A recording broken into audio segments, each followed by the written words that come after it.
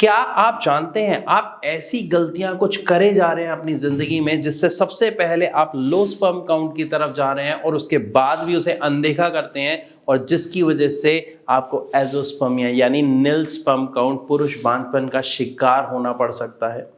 सुन के हैरानी हो रही है, मैं डिटेल में आपको समझाता हूं। क्या आप स्मोकिंग करते हैं? क्या आप अल्कोहल का कंजप्शन करते हैं? क्या आप फ्राइड चीजें खाते हैं? क्या आप मोमोज, चाउमीन, बर्गर, समोसे इनका सेवन करते हैं? क्या आप एक्सरसाइज नहीं करते हैं? क्या आप बहुत बिजी रहते हैं? अगर हाँ तो आप 90% चांसेस हैं कि अपने आप को लो स्पर्म काउंट की तरफ लेके जा रहे हैं।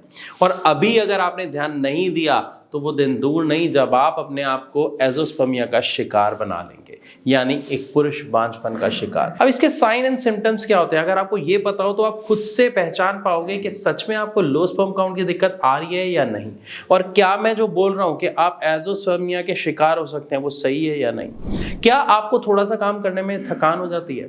क्या आपको ऑल द टाइम जब आप फ्री हैं आपको आलस आया रहता है, आप लेटे रहते हैं, आप टीवी देखते रहते हैं, लेकिन कुछ काम करने का मन नहीं करता है? सुबह उठ के वर्कआउट करने का, सुबह उठ के कहीं घूमने जाने का या नॉर्मली कहीं घूमने का मन नहीं करता है? आप छोटी छोटी बातों पे चिड़चिड़े हो जाते हैं, गुस्सा आ जाता है, लड़ना शुरू कर देते हैं अपनों से। हो सकता है वो आपकी वाइफ हो सकता है वो आपके पेरेंट्स हो। इसी के साथ साथ आपको अपनी बॉडी में एनर्जी बहुत कम फील होती है।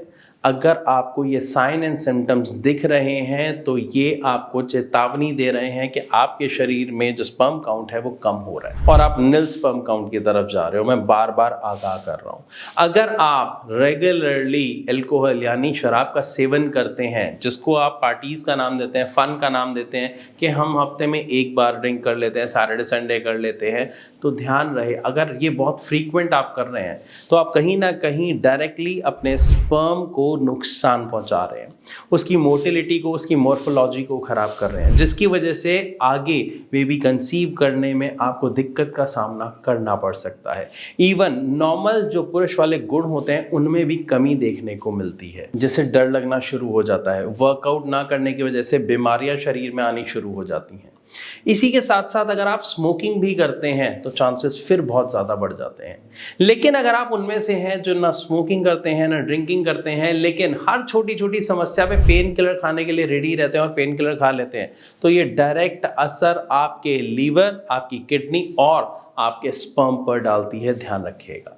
नेक्स्ट टाइम कभी भी छोटे से दर्द के लिए अगर आप गोली खा रहे हैं तो याद कर लीजिएगा मेरे इस पॉइंट को कि आपको अगर सच में अपनी चिंता है और आप अपने आप को एजोस्पर्मिया का शिकार होने से बचाना चाहते हैं, अपने स्पर्म काउंट को बचाना चाहते हैं, तो हर छोटी छोटी चीज़ पे आपको दवा का सेवन नहीं करना है। इसी के साथ साथ कुछ और भी ऐसी चीज़ें हैं जो अक्सर हम डेली लाइफ में करते हैं, जैसे बिस्किट का सेवन, ब्रेड का सेवन, नमकीन का सेवन। ये सब मैदे से भरी हुई चीज़ें हैं। एक तो हम वर्कआउट नहीं करते हैं, ऊपर से ऐसी चीज़ों का सेवन ज़्यादा करते हैं, तो हमारी बॉडी के अंदर न्यूट्रिशनल वैल्यू के नाम पे ज़ीरो चीज़ें जा रही है। और हमारे शरीर को जब न्यूट्रिशन ही नहीं मिलेगा तो स्पर्म कैसे बनेगा?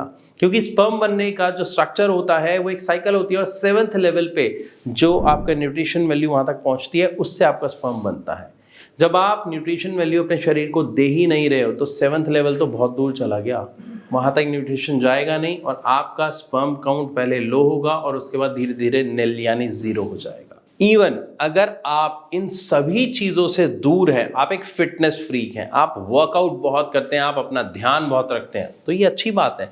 लेकिन एक चीज़ और ध्यान रखें कि कहीं ऐसा तो नहीं आप वर्कआउट के नाम पे स्टेरॉइड्स ले रहे हैं, आप अलग अलग तरीके के सप्लीमेंट्स ले रहे हैं, आप कुछ मेडिसिन फॉर्म में ले रहे हैं यानी ओरल ले रहे हैं और कुछ इंजेक्टेबल ले रहे हैं। ये डायरेक्ट आपके टेस्टोस्टेरोन पर, आपके स्पर्म पर इफेक्ट डालते हैं और सीधा शिकार उनका करते हैं। तो ऐसा ना हो कि आप बॉडी बनाने के नाम पे अपने शरीर को सच में ख़त्म करते जा रहे हैं। तो इस चीज़ पर ध्यान देना बहुत ज़रूरी है। मैंने जितने भी ये बातें अभी आपको बताई, हो सकता है आपके मन में इस टाइम बहुत सारे सवाल आ रहे होंगे, तो अगर कोई भी सवाल है तो आप अपना सवाल हम तक कमेंट के द्वारा पहुंचा सकते हैं, या फिर अगर आपको लगता है कि आपको ऐसी कुछ प्रॉब्लम आ रही है या आपको एजोस्पर्मिया, ओलिगोस्पर्मिया की कोई प्रॉब्लम है और आप इसका कोई नेचुरल वे ढूंढ रहे हैं कि किस तरीके से इनको ठीक किया जाए, या और कोई समस्या है, तो इनका जो ठीक करने का तरीका है कुछ मैं आपको बता देता हूं, लेकिन कुछ सवाल ऐसे हैं जो उसमें अगर मैं कवर ना कर पाऊं तो आप नीचे दिए गए नंबर पर कॉल करके भारत होम्योपैथी के डॉक्टर से बात कर सकते हैं। तो अगर आप इन सब चीज़ों से बचना चाहते हैं, ओलिगोस्पर्मिया, एज़ोस्पर्मिया से अपने आप को बचाना चाहते हैं, तो सबसे पहले जो जो पॉइंट्स मैंने बताए उनको खत्म कीजिए। यानी अल्कोहल कंजप्शन छोड़िए, स्मोकिंग बंद कीजिए। आई नो एकदम से बंद नहीं होती, एटलीस्ट कम कीजिए। आपका डिसिप्लिन, आपका डिटर्मिनेशन इसको कम ज़रूर कर सकता है।